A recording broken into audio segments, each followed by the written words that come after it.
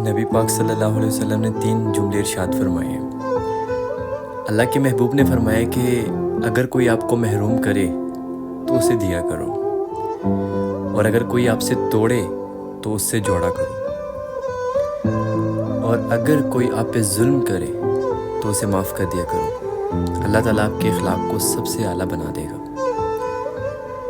آج کل اللہ معاف کرے لوگ رشتے توڑنے پہ تلے ہوتے ہیں کہ یار کسی طریقے سے فلانے سے رشتہ ختم ہو جائے، کسی کے پاس تھوڑے بہت پیسے آتے ہیں تو وہ اپنوں کو بھول جاتے ہیں۔